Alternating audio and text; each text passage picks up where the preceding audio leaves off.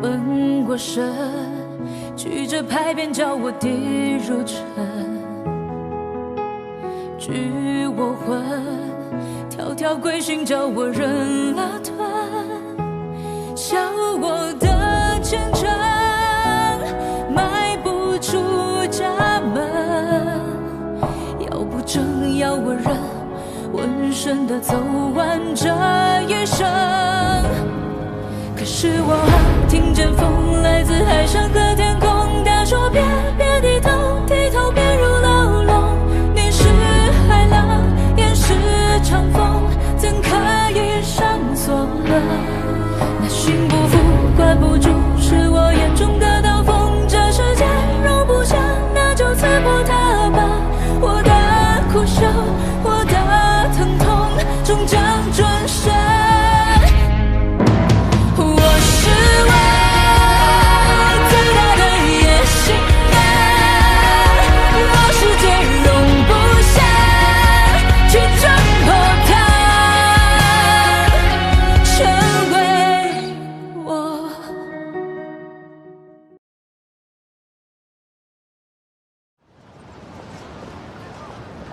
田通道在五卅惨案之后表现得十分积极，他组织罢市，还带头捐款，所以在很大程度上是挽回了一些人心的。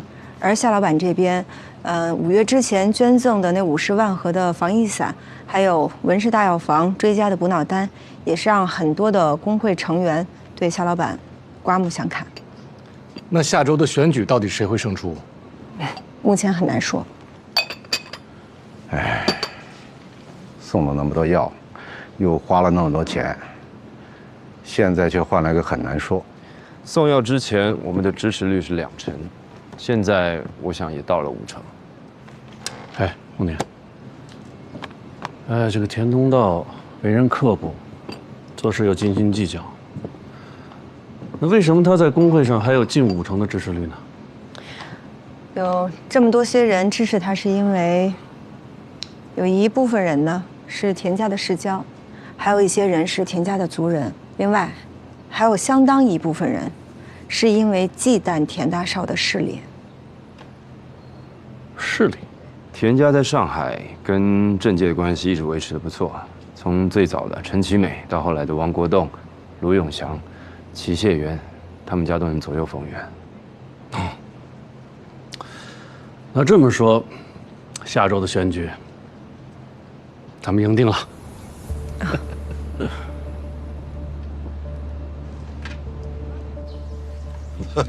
是的，哎呀，这会儿啊，人都没来齐呢。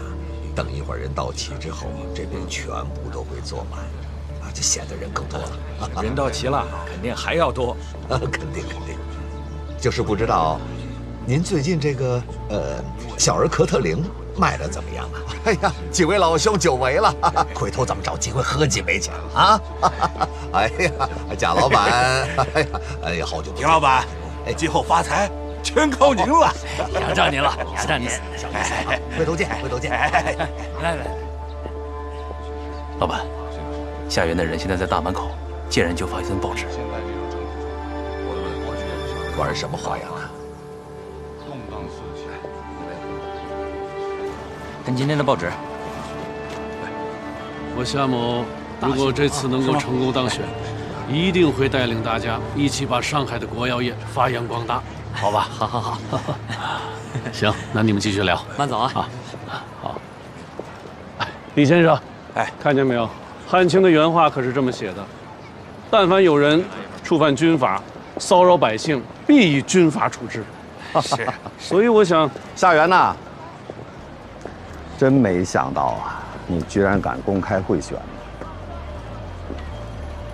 田大少这话说的，我有点摸不着头脑啊。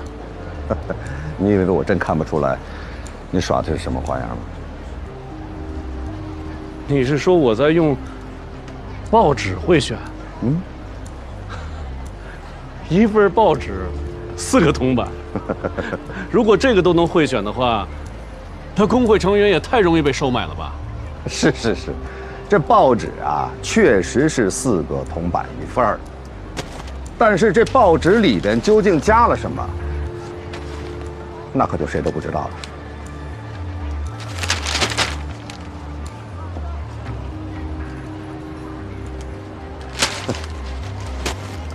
哎。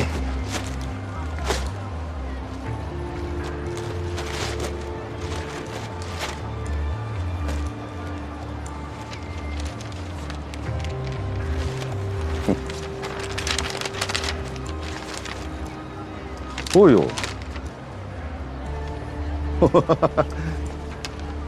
哎，夏元呐，你真以为你找几个记者写2篇吹捧的文章，大家就会把票投给你吗？我只不过是尽本分而已。至于如何投票，我相信大家自有见地。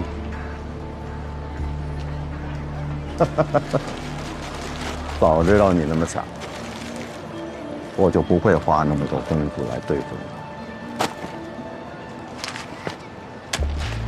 唉，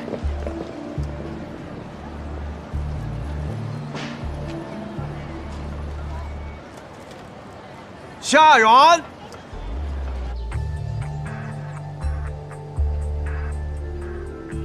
夏元，田同道，李启忠，夏元，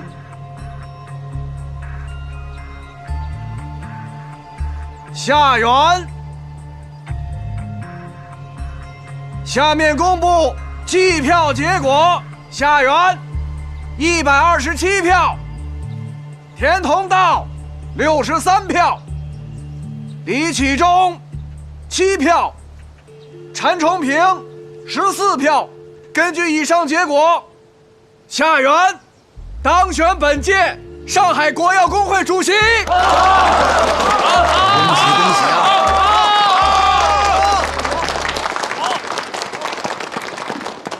感谢各位同仁的支持，我夏某将继续仰仗各位，让我们一起把上海国药业发扬光大。好。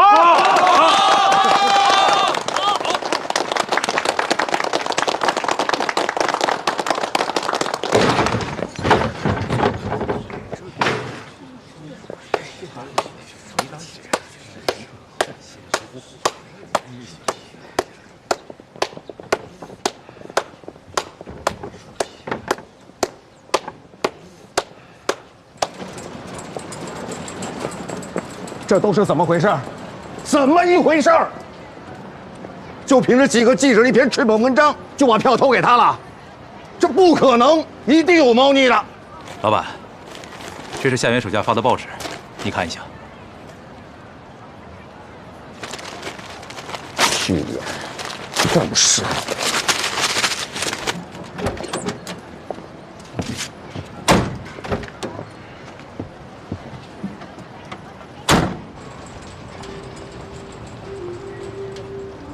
夏元怎么会和东北军搭上关系呢？你别忘了，夏元是在北方起的家，他跟关东帮的关系十分的密切，所以他要想跟东北军搭上关系的话，那是轻而易举的。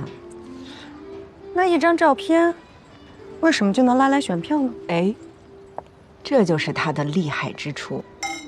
夏元利用他跟少帅的那张合影，暗示他跟上海现在最有势力的人关系十分好。而那些工会成员呢，当初为什么选田大少，也是因为田家跟政界的关系十分的密切，所以这次改投了夏元。同理，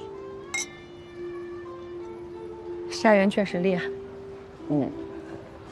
我这次也学到了，做生意啊，不光要靠脑子、靠实力，还要学会借势。夏元这次就是借了东北军进上海的这个势。我也学到了。哎，你打算什么时候带我见夏初啊？哎，我现在都不知道他人在哪儿，我也不知道去哪儿找他。什么情况啊？你们俩这样还算谈恋爱吗？当然算了。哎呀，少华，他不会在骗你吧？怎么可能？男人没什么不可能的。我跟他虽然不常见面，但我觉得我跟他的心是相通的。你怎么变成这样了？变哪样了？变蠢了。对，蠢，而且还幸福着。好吧。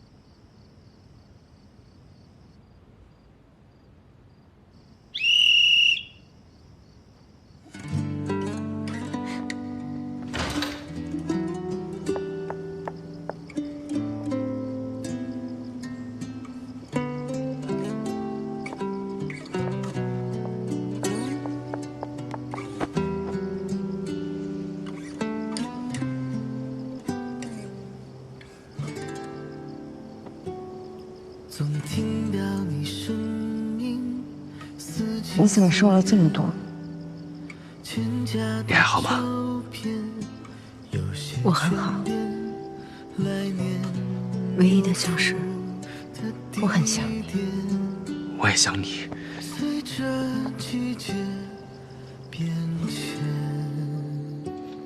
韶华啊，天亮前的时间都属于我们。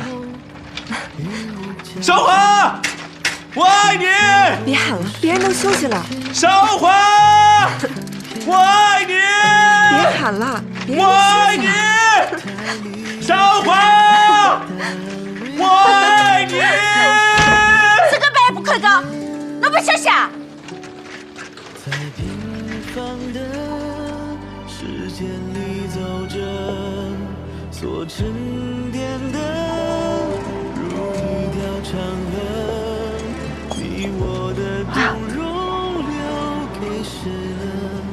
没有翻过生活的。为什么会带我到这儿来3年前，你就应该在这里。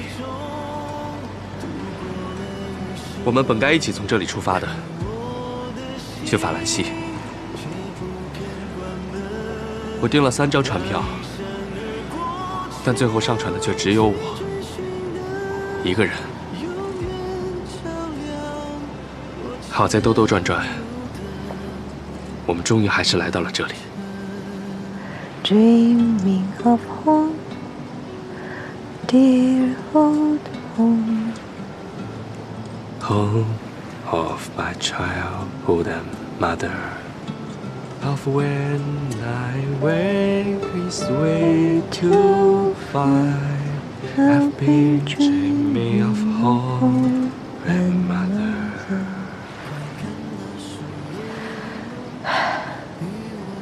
如果轩轩还活着，那该有多好！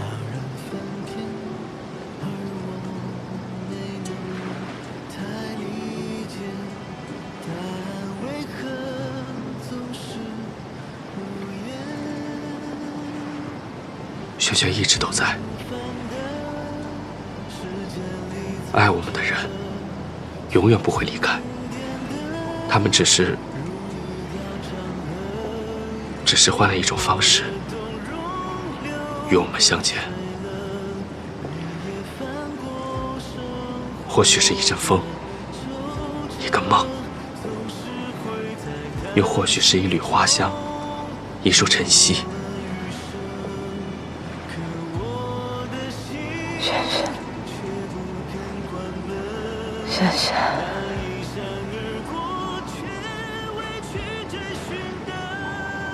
今晚的月色可真美。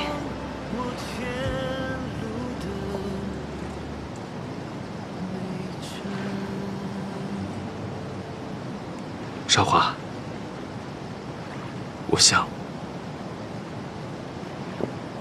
韶华，嫁给我吧。我们已经错过了整整3年，这3年里，我们经历了太多，就算生离死别都没能将我们分开，那就别再犹豫，别再耽误了。少华，嫁给我。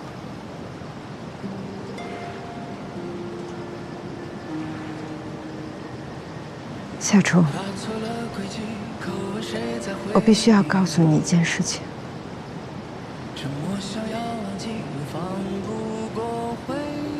就是3年前，我为什么会突然失约？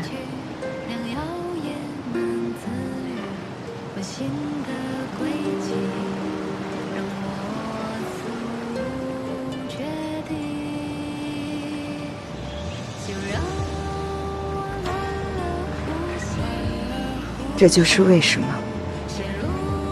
我3年前会突然失约。对不起，我竟然什么都不知道。在你最需要我的时候，我竟然没有陪在你身边。这跟你又有什么关系呢？只是我当初不敢面对。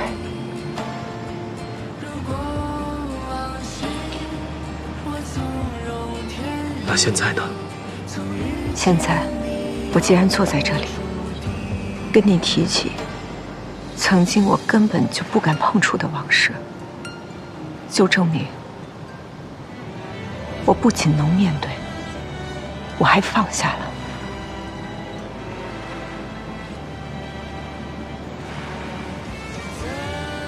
少华，你不仅让我爱慕，也让我敬佩。我也挺佩服自己的，但我也谢谢你和文之秋，是文之秋让我摆脱了内心的耻辱感，而你让我找回了我认为可能永远失去的东西。你再也不会失去了。哎，卖报卖报！吴省联军总司令通电讨伐奉系，全锋前场进军，一举夺得松江、上海。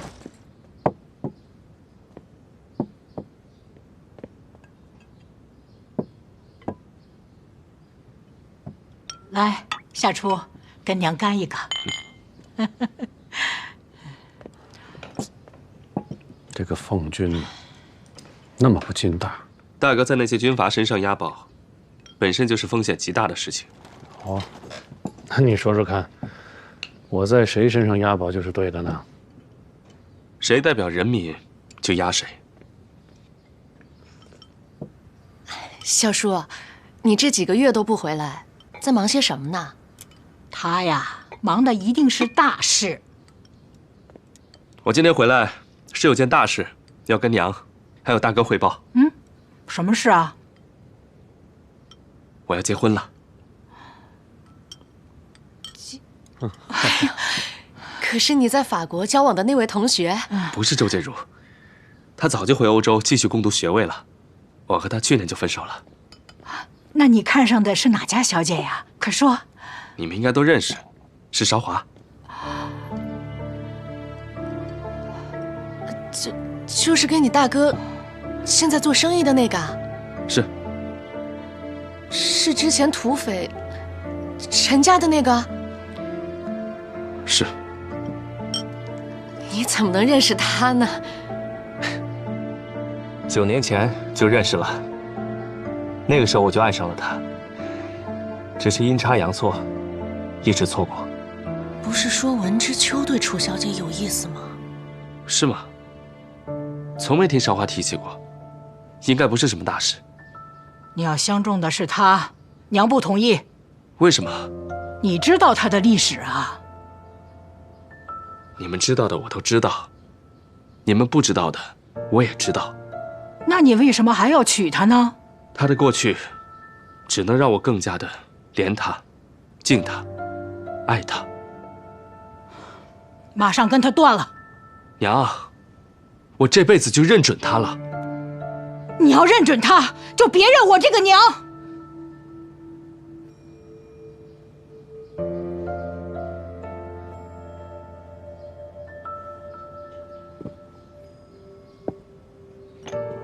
娘，不管我娶了谁，都改变不了您是我娘，我是您儿子的这个事实。同样，不管您说什么，也改变不了我要和韶华结婚的心意。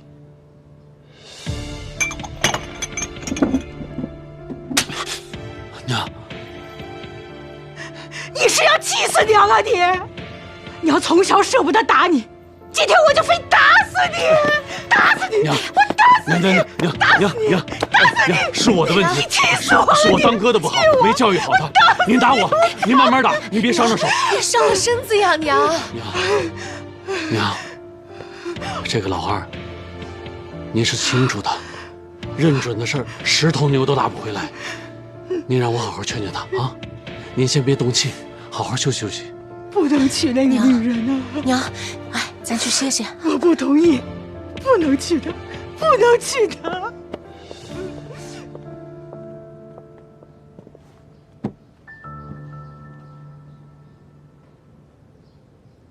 这臭脾气啊，真是随了娘了。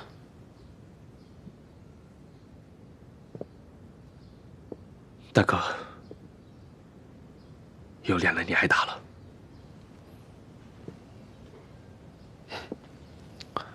上次替你挨打，得是20多年前了吧？今天又找回感觉了。小楚，跟这楚韶华是来真的？当然。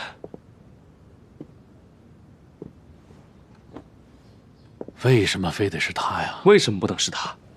以你的才华，以咱们家的实力，你就全上海，你就是全中国，不也随便挑吗？可韶华是独一无二的存在。你这话我就不爱听了。那娘呢？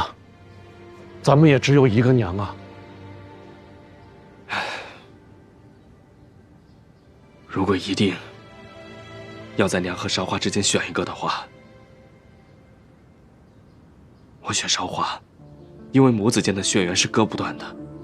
但是我和韶华，如果断了，就再也找不回来了。那娘怎么办啊？她那么大岁数了，你如果这么任性的话，真把她气出个3长2短的，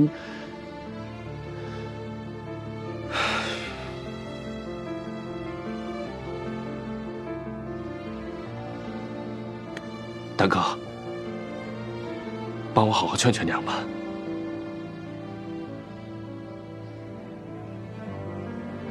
大哥，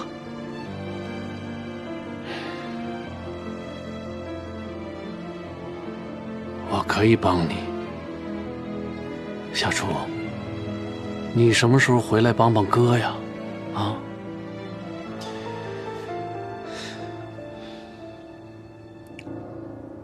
等中国统一，时局太平，我一定回来帮你。时局太平，那得等到猴年马月呀。这一天很快就会到来。你是说这天下要大变？我先走了，学校那边还有点事情。小楚，我和韶华的事情就拜托大哥了。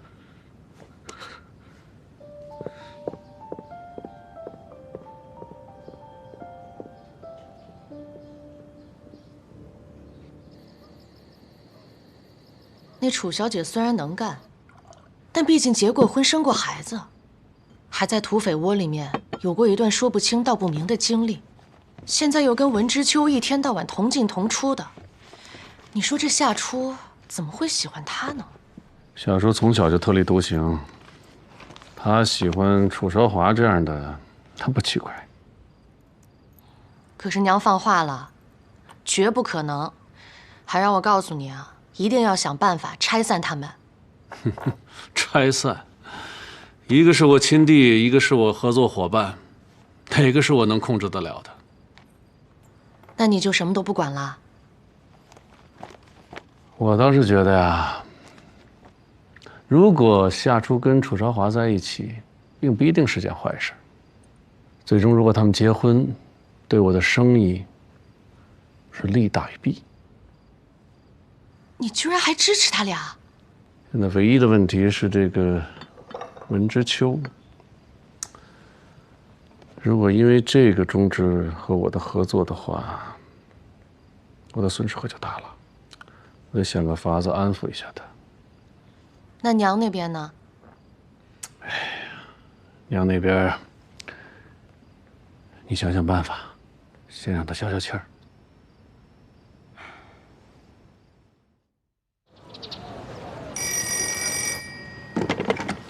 喂，你好，文氏大药房。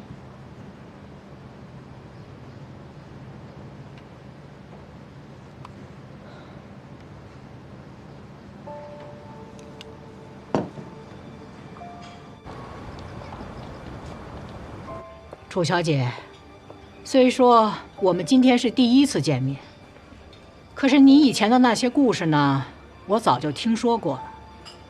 老夫人，我对您也是久仰。那就直说吧。你过去的遭遇呢，我很同情；你现在的才干呢，我也很欣赏。你跟夏元一起做生意，我是10000个的赞成。可是你跟夏初结婚这件事，我是拼了老命都会反对的。但您的反对，一定没有什么效果吧？如果有的话，你就不会找我来了。你先别嘴硬。虽说现在是民国，讲究自由恋爱、自由婚姻，可我是夏初的亲娘，我的话他现在不听，他将来一定会听的。但以我对夏初的了解，他这个人，一旦做下决定，就没有人能够改变。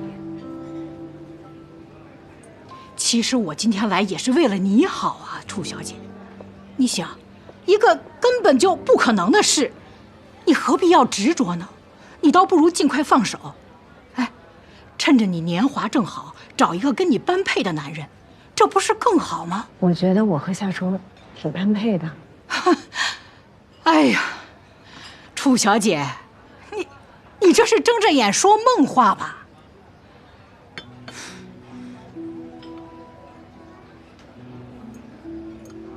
那老夫人，您说说，您觉得我和夏初哪里不般配？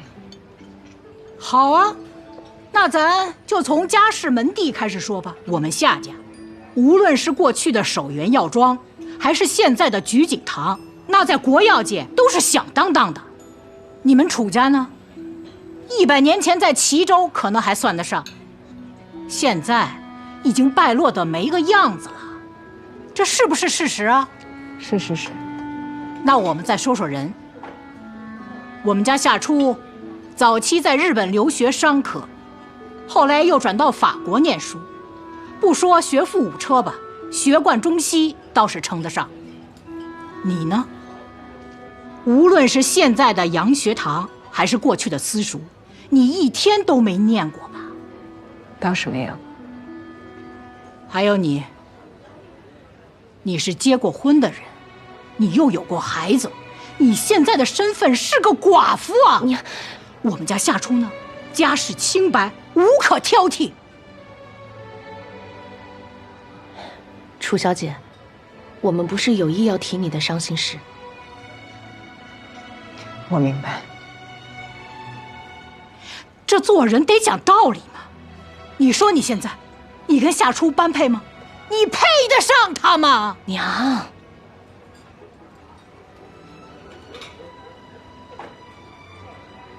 老夫人，我娘家是败落了，但是我现在的身份是文氏大药房的总经理，就连您的儿子夏元见到我，那也要敬我3分。我是没有读过书，但世事洞明皆学问，人情练达即文章。我自认为以我的见识和学识，不输给任何一个读过书的女人。是，我是个寡妇，也有过孩子，但您和我不是一样的，您也是个寡妇，也生过孩子。您用这些来贬低我，其实贬低的是您自己。你就是配不上我们家夏初。如果按照您的逻辑，不管是门第家世，还是身世学历，我都配不上夏初。但如果一段婚姻只用这些衡量的话，老夫人，恕我直言，你也配不上夏老太爷。你说什么呢你？您本是穷人家的女儿，为了有口饭吃，进梆子戏班学唱戏。后来戏班解散了，您为了维持生计，您才委身夏老太爷做了小妾。再后来，大房因病过世，您这才扶了正。如果按照您的说法，那您和夏家的也是门不当户不对，您的身世也是配不上夏家的门第。娘，哎呀，他都是胡说八道的，您千万别往心里去啊！消消气，消消气。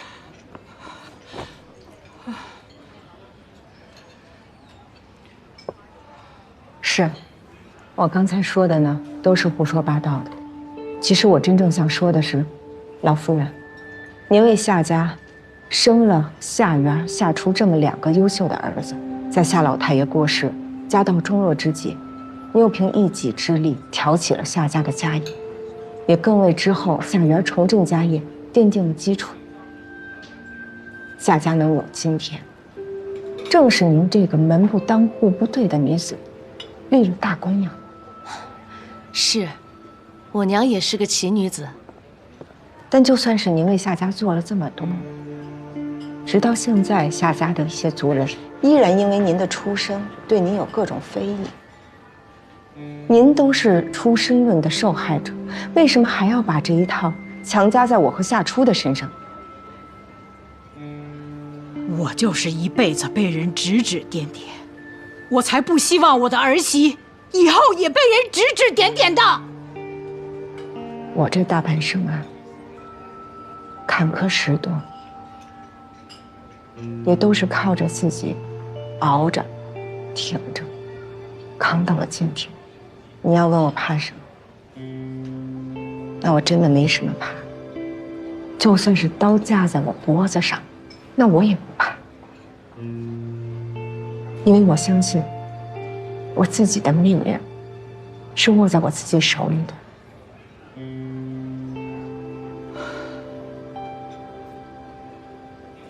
好，今天你是铁了心要跟我作对是吧？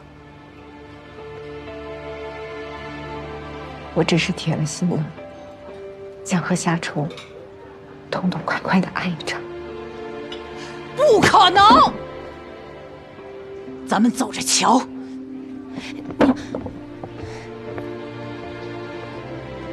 少华，你很棒，我支持你。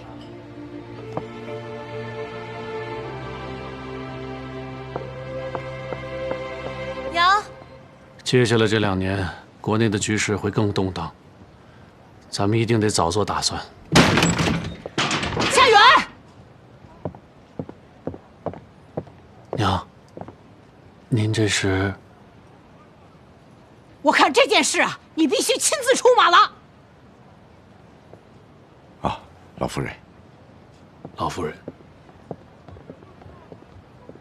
娘，您先坐，您先别生气。怎么回事？娘去见了楚小姐，结果被楚小姐说的哑口无言。哎，我来。娘，您先喝茶。夏元，你跟着楚小姐不是有生意上来往吗？是。你在生意上难为难为她，让她知难而退。娘，这个不是合适吧？生意归生意，感情归感情，什么感情啊？你眼睁睁的看着他祸害夏初啊！娘，我倒是这么觉着的，这说不定这个楚小姐，她就是夏初的福星啊！你这是什么话呀？您听我说，您看当初，这夏初为了他那个什么所谓的事业，家也不要了，命都不要了，咱们说什么都不听。可现在有楚小姐这么个人，让他牵挂着，哎，他肯定就不会像之前那么玩命了，说不定就是个好事啊！你也被他蛊惑了。哎呦，娘，我真的是就事论事，而且的确，最近我生意上要跟楚小姐有很多的合作，还需要她的帮助。如果现在跟她闹翻了，这不是跟钱过不去吗？是啊，娘。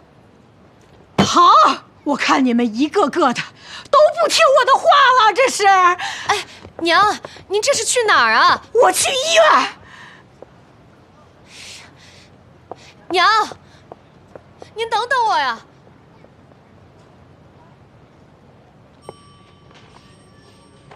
好，我知道了，我考虑一下。那你这次就细心一点，不要再搞错了。楚小姐，有人找你。哎，你弄好了以后再来找我对一下。好的。好。你怎么来了？听大嫂说我娘今天找过你，还说了一些很不好听的话。没事。对不起，没把家里人的工作做好，让你受委屈了。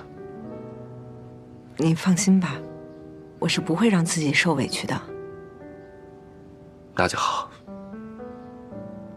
其实，你娘吧，之前还挺认可我的，她总是让你大哥给我传话，说让我没事的时候去你家常坐坐。但是现在，我也理解她。可能我对她来说，是她最恨的人吧。那是因为，他只知道你作为大哥的生意伙伴非常能干，却不知道，作为儿媳妇的你，有多优秀。我娘的事情我来处理，你就不用操心了。那我总也得做点什么吧？你只需要做好一件事情，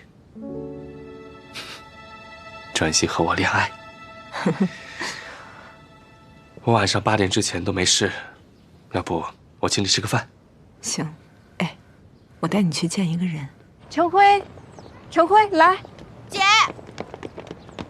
姐，哎，陈辉，这是夏初。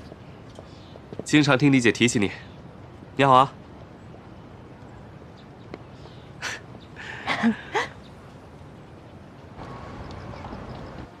你们要结婚了？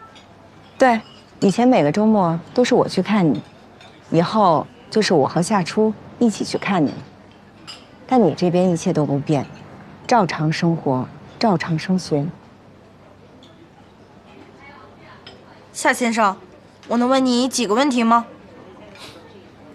请问，您家里是做什么的？我家里是经商的，我本人是上海大学的老师。你每个月有多少薪水呢？每月160大洋。那可比我姐挣的少多了。是。陈辉，你干嘛呀？你在上海置业了吗？暂时没有。那你现在住在哪儿呢？大部分时间住学校宿舍，偶尔去我大哥家住。那你跟我姐结婚之后，打算住哪儿呢？学校为已婚的老师配有专门的宿舍，他也可以住我那儿。你身体如何？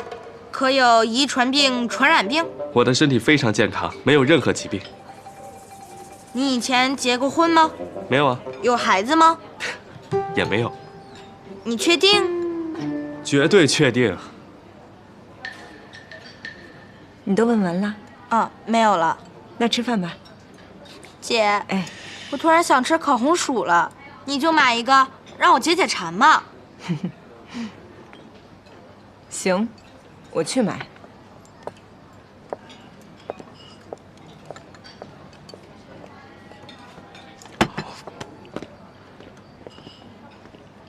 姓夏的，你给我听好了，就你这条件，根本配不上我姐。既然让我姐认了你，我也不说什么了。我只有一个要求，对我姐好。你别看我年纪小，我10多年前就在江湖上混了。你要是敢对我姐不好，我跟你玩命！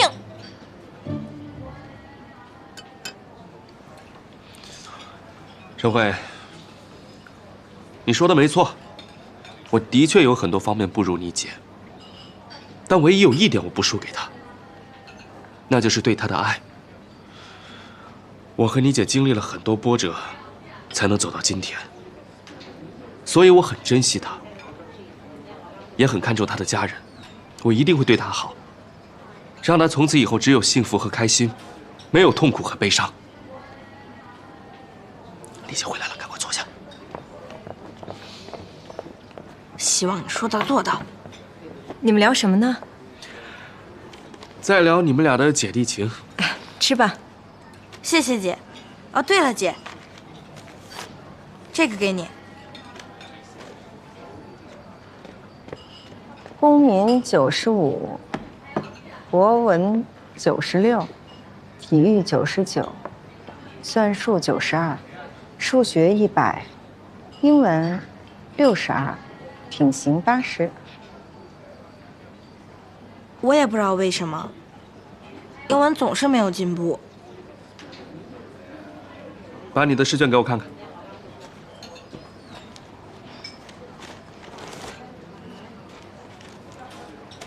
陈辉，没关系啊，慢慢来。那么多单词，怎么背都背不完。其实背英语单词也是有诀窍的，就跟汉字有偏旁和部首一样，英语单词也是有结构的。比如这个 progress， 就是由 pro 和 gress 2部分组成。pro 的意思就是向前 ，gress 的意思就是步，所以这个单词的意思就是进步。还真是啊。